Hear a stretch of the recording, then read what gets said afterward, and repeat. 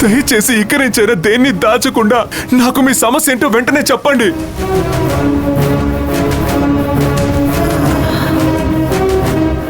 పుట్ట లోపల పావే ఉంటుంది.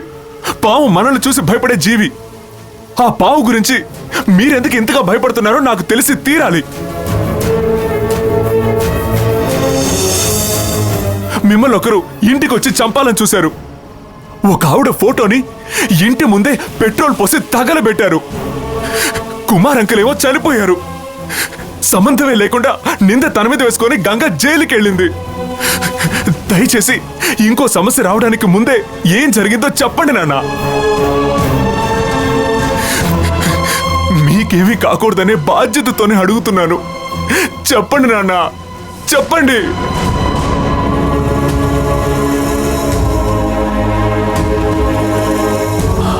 ఇది ఎన్నో సంవత్సరాల భారం. అంత సులభంగా దించుకోలేం. అవును అరుణ్, జరిగింది నాలోనే ఉండనివ్వు. అది నువ్వు తెలుసుకోవడానికి ప్రయత్నించుకో. కొన్ని న్యాయాలు చెప్పేలోపు కాలం గడిచిపోతుంది. కొన్ని న్యాయాలు చెప్పేలోపు ప్రాణమే పోతుంది. ఇది విధిరాత. ఇంతకు మించి దీని గురించి నన్నేమీ అడగద్దు బాబు.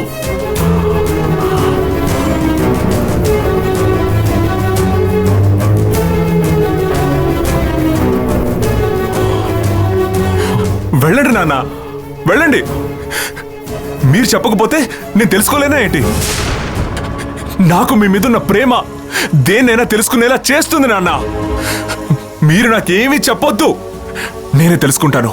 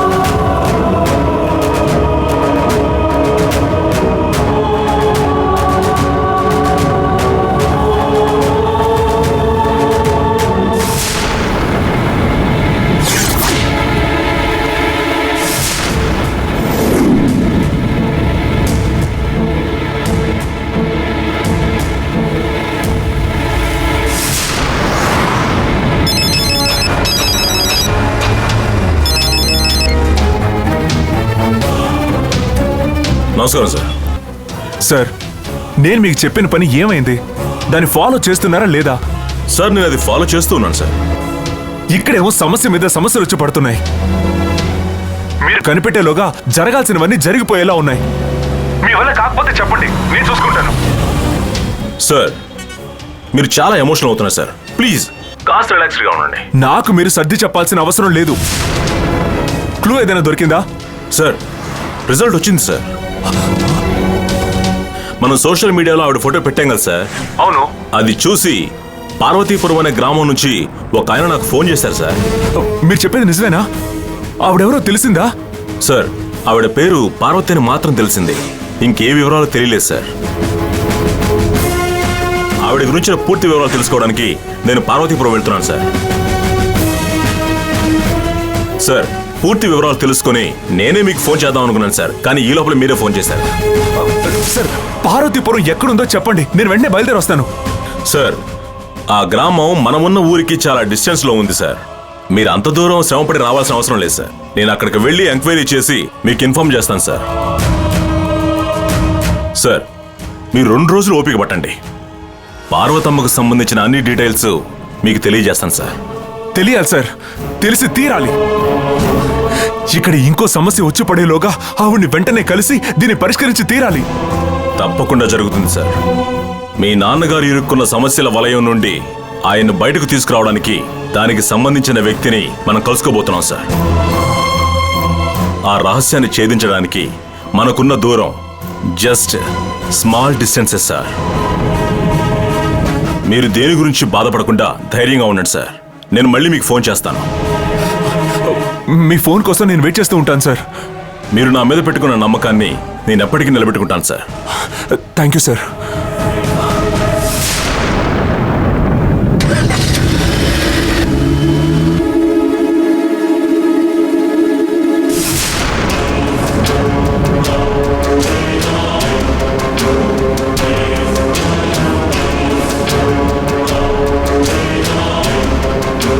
నువ్వు మా నాన్న ప్రశాంతతని పాడు చేసే విషయాన్ని మా నాన్న నాకు చెప్పకుండా దాచిపెట్టొచ్చు, కానీ అదేంటో నేనే తెలుసుకోబోతున్నాను.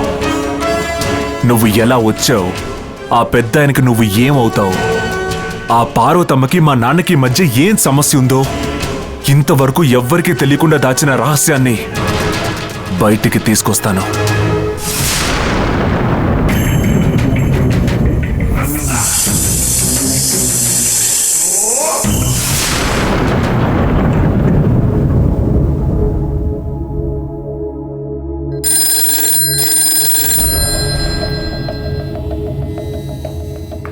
హలో, నేనే సార్, కొత్తపేట కార్తీక్ మాట్లాడుతున్నా. కొంచెం లైన్లో ఉండు. ఆ పూజారి పశుపతి దొరికాడా? 2 రోజుల నుంచి వాడి ఏరియాలోనే తిరుగుతున్నాను సార్, వాడు కనపడడం లేదు. ఆ రోజు మన నుంచి తప్పించుకున్నాడు, ఇంతవరకు ఇంటికి రాలేదంట సార్. ఆ చుట్టుపక్కల ఉన్న ఏదైనా దేవాలయంలో ఉండుంటాడు. మొత్తం అంతా వెతకండి. చుట్టుపక్కల ఉన్న అన్ని దేవాలయాలను వెతికాను సార్, వాడు ఎక్కడా లేడు. మీరేం దిగులు పడకండి సార్, వాడు ఎక్కడ కనపడినా సరే వాడిని వెంటనే లేపేసి మీకు ఫోన్ చేస్తాను. తొందరపడి మీరు వాడిని ఏమీ చేయొద్దు. మనం వాడి దగ్గర నుంచి తెలుసుకోవాల్సినవి చాలా ఉన్నాయి. అయ్యగారు, ఏయ్, నేను ఇక్కడికి ఎవరు రమ్మన్నారు? కాఫీ తీసుకొచ్చానయ్యా. నేను కాఫీ ఎవరు అడిగారు? ఎప్పుడు ఈ టైంలో తాగుతారు కదా. సరే అక్కడ పెట్టి వెళ్ళు. అలాగేనయ్యా. అయ్యగారు, పుట్ట దగ్గర మీ ఫోన్ పడుంది. నాకు తెలుసు, నువ్వు వెళ్ళు. అలాగేనయ్యా.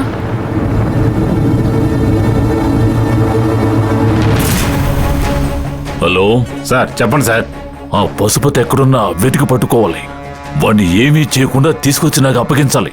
ఈ రోజు ఎలాగైనా సరే వాడిని తీసుకొచ్చి మీ ముందు నిలబెడతాను సార్. ముందా పంచే.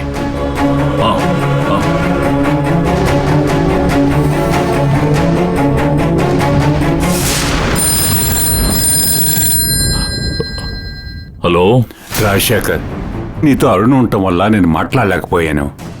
ఎలా ఉన్నావు? బాగున్నావా? నందిని బయటకు వచ్చేసిందని తెలిసిన తర్వాత ఇక నేను ఎలా బాగుంటాను స్వామి? ఒకరోజు రాత్రి నందిని నా మీదకి దూకినట్టు కలొచ్చిందని నేను మీకు ఫోన్ చేశాను. ఆ కలే నేను తట్టుకోలేకపోయానే. ఈ నిజాన్ని ఎలా తట్టుకోగలను? నేనుండగా అలా జరుగుతుందా?